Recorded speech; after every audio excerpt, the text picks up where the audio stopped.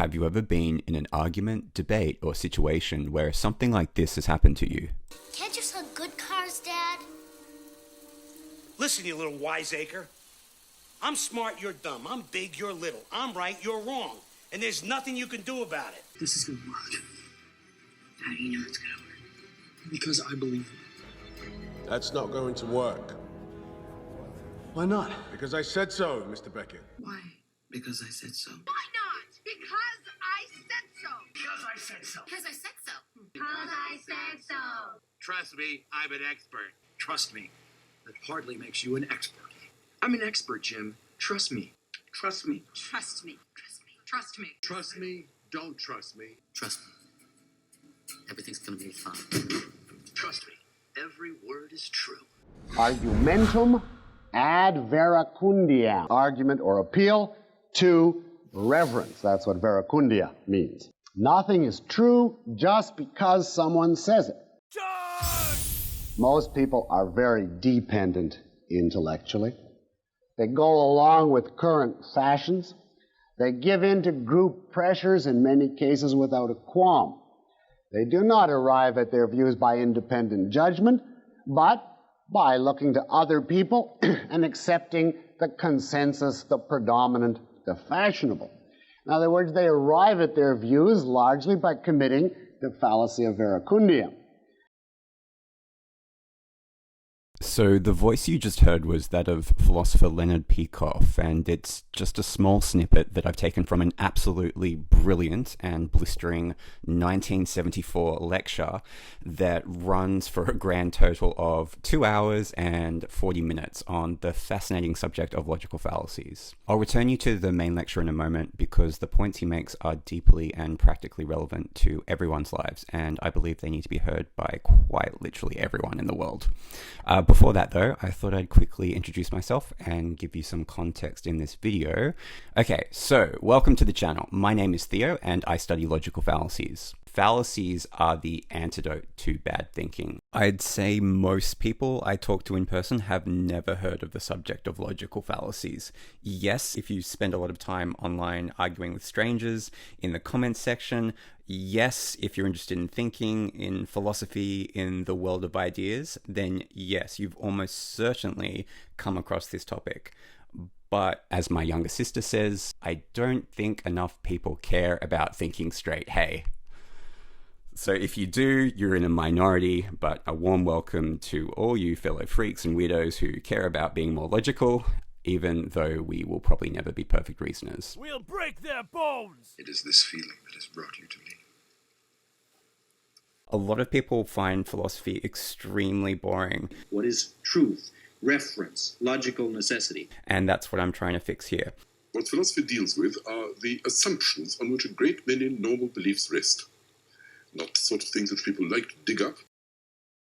People are rather uncomfortable when they're made to look into what really their beliefs rest on. I apologize in advance for any sound issues or spelling issues or any other issues you may notice.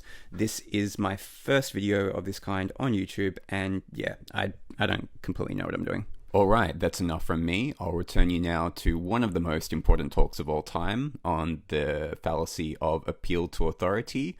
Over to Leonard. And I will take them in no special order, except that I will begin with the one that is undoubtedly the most widespread of all. Argumentum ad verecundiam. Argument or appeal to reverence. That's what verecundia means. Reverence for what? Reverence for the authority of others. Consequently, a general translation would be, this is the fallacy of appeal to authority.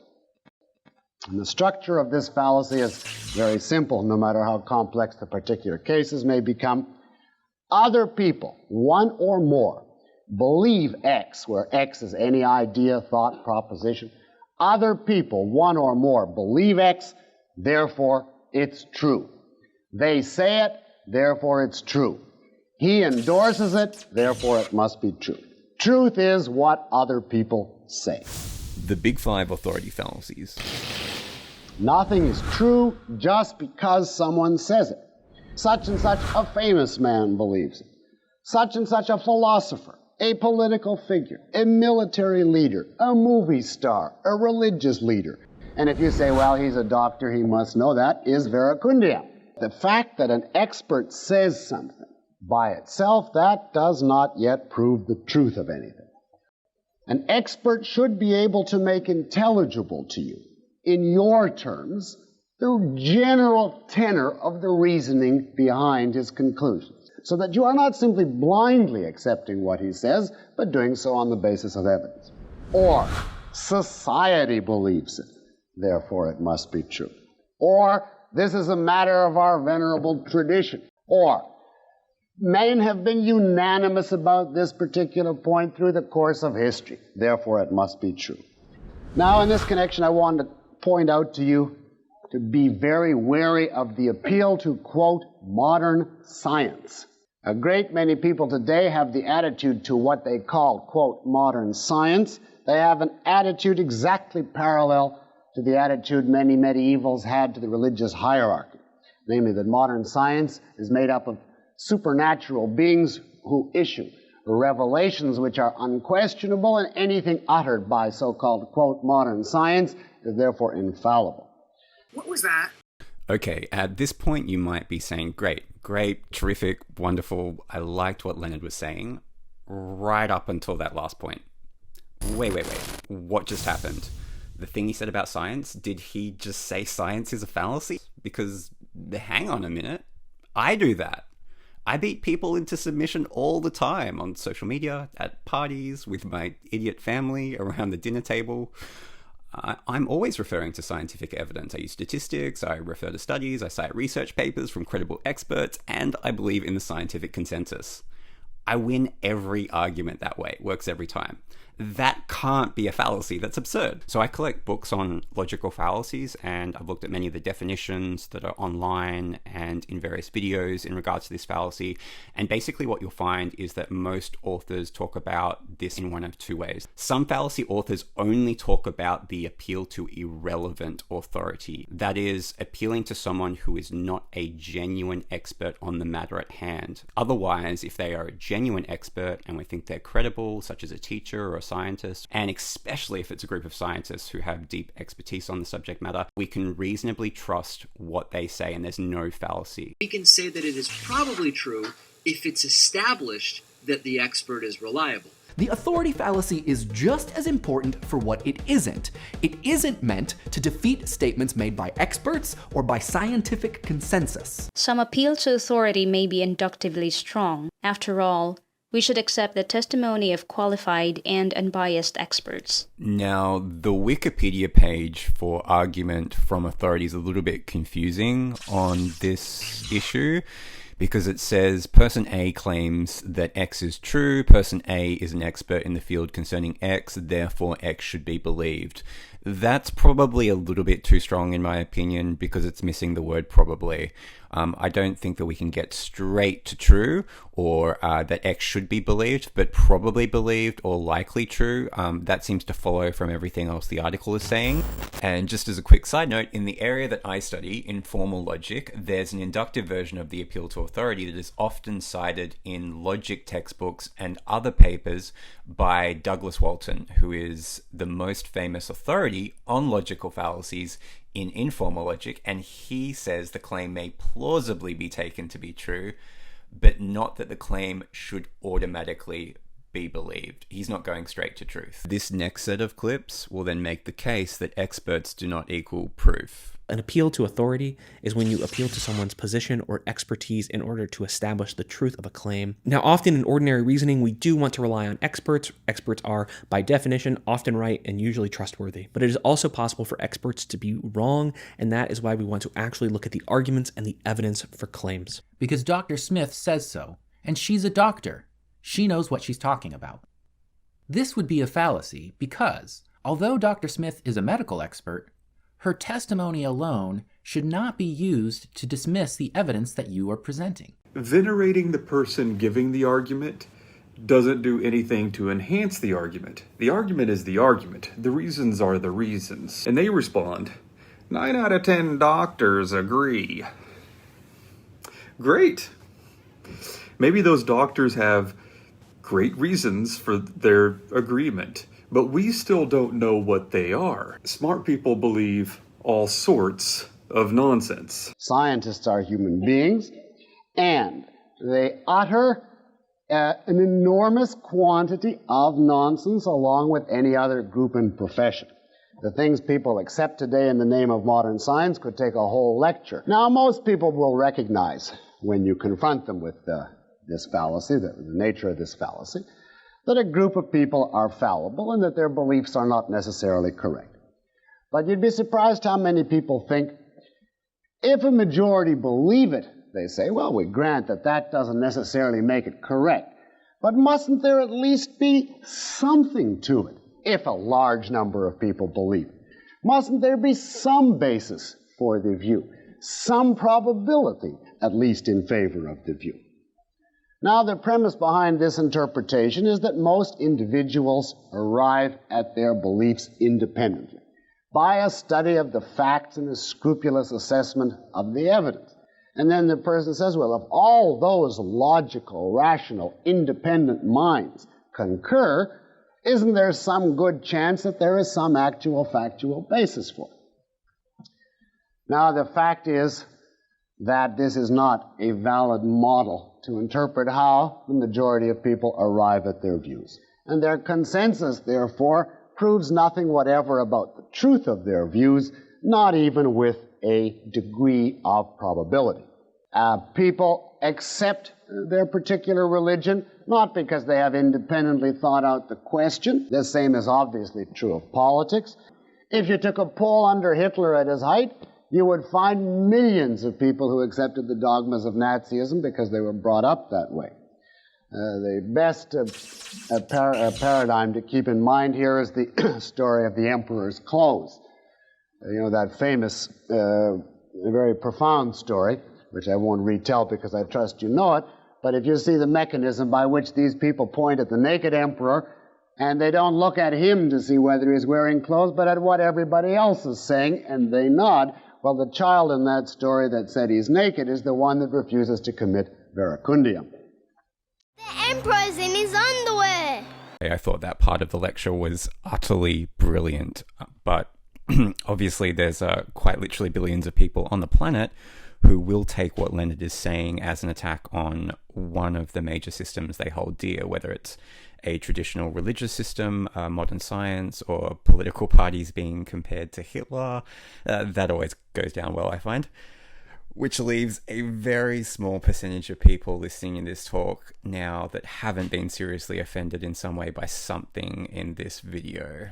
It's not my intention to offend, and look, I'm just as susceptible. I'm just as susceptible to all of these hasty assumptions that Leonard is talking about. And Lieutenant Uhura is unmatched in xenolinguistics. We would be wise to accept her conclusion. In this case, in the Star Trek film, we have a situation where there's strong time pressure to make a decision because... We're warping into a trap, sir. The Romulans waiting for us. I promise you that. Even though that's an appeal to authority in some sense, it's not necessarily a bad appeal to authority. It's a bad appeal to authority if our goal is to prove the truth of the case. But in this particular context, the characters don't have time to do that. We'll have a vote. No, we won't. In the earlier Star Trek example, the crew members were appealing their decision on their authority to the judgment of the captain. In this example from the movie Sunshine, we're going to make the most informed decision available to us. Made by you by any chance? Made by the person best qualified to understand the complexities of payload delivery. The captain is the one appealing to the judgment of a particular crew member, in this case the ship's physicist, the one who is seen as most qualified in the specific complexities of the issue at hand. In the movie Pacific Rim, we have what might be considered an appeal to authority fallacy under normal conditions. Why not? Because I said so, Mr. Beckett. However, because the command authority structure is not concerned with proving the truth of claims, I made my decision. Report to the Shatterdome in 2 hours. The justification within that context is not a fallacy in the traditional sense. Gentlemen, your orders are to protect the city of 2 million people. This is important to keep in mind in real-world contexts like business and military structures that are more concerned with timely risk assessment than proving the truth of claims. If you're anything like me and you try to get someone to prove an argument in the business world, you might be met with a response that sounds something like this. I'm not obligated to explain. Don't be stubborn. Relinquish command authority to the military. We're stubborn? It's not wrong to trust experts. It's absolutely okay to appeal to experts, to use scientific testimony, science, the scientific method, the scientific consensus to support your claims, to investigate those claims further, to help give greater weight to a case. Even though, yes, Leonard does point out that the assumption of experts increasing the probability of a claim has a critical flaw in it. Now, the premise behind this interpretation is that most individuals arrive at their beliefs independently. And so I think it's important to keep that flaw in mind. But in general, we can say that in ordinary decision-making, genuine experts may make our claims more likely. However,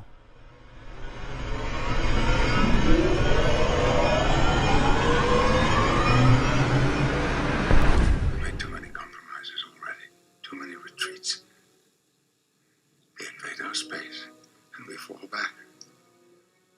They assimilate entire worlds, and we fall back.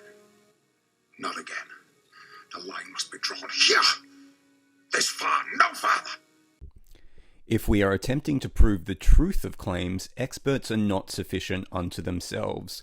It becomes a fallacy when the mere fact that other people believe it is considered evidence or proof sufficient unto itself. For two key reasons. Number one, experts are not direct evidence. And number two, experts are not always reliable, even if they often are. We don't want to use experts to trample people's arguments, and particularly we don't want to use experts to bash people over the head with, kind of in the way that Danny DeVito's character is doing to Matilda. I'm smart, you're dumb. I'm big, you're little. I'm right, you're wrong. And there's nothing you can do about it. This is the current version for the proof by authority, or the version that made more sense to my younger sister was King Bunny Says. That's what she called it when I showed her the card for the first time. I would love to have a good unified theory of logical fallacies. It's really a subject for another video, but if you've gone deep down the rabbit hole of logic, you discover that there's lots of different ways of defining and categorizing logical fallacies, not just one, but many. And there are a lot of very smart bunnies in the world who disagree, which is exactly what you would expect, of course, in the field of argumentation studies. It's a good thing to have different perspectives. They help to bring out the best ideas. There's a balance, of course, though. Too much conflict and you have people throwing things at each other, and too little conflict and you get echo chambers and groupthink and people unable to find the courage to disagree for fear of conflict. Any one of them could have stood up and said no. So we need that balance. I should mention the cards you see in these videos are currently in draft mode. So this video right here, this is a sort of proof of concept video to get people's feedback and then improve on it from there. If you're feeling like you're not really smart enough or academic enough or talented enough to do logic, I'm 100% sure I can change that. If I can learn this stuff, trust me, anyone can. Yes, that was an appeal to authority. It's my first video. Please let me know if there are errors and issues and spelling things, and that those do tend to creep into my work sometimes. I'll make a better version of this video in the future as a much higher quality academic resource that will all come further down the track. I'm working for 4 days a week, and I'd really like to work on this channel full-time someday. I have my sister and some other friends in low places who have agreed to help out with guest spots, and might just talk through the concepts and get lost down the rabbit hole together. So if you don't feel like you're seeing enough content like this, please just lend what support you can, and then I can give more of my time and energy to these videos. And no promises to deliver anything earth-shattering. Just thanks for being one of the few to hang around until the end. Cheers. Thank you. Crush them. Why can't we just cut them out? Their roots are too deep. According to which authority? Hippocrates himself, he compares them to the roots of the tree. Did he see them with his own eyes? Do you question Hippocrates? Who told me to question all certainties, Hakim? Whatever their source,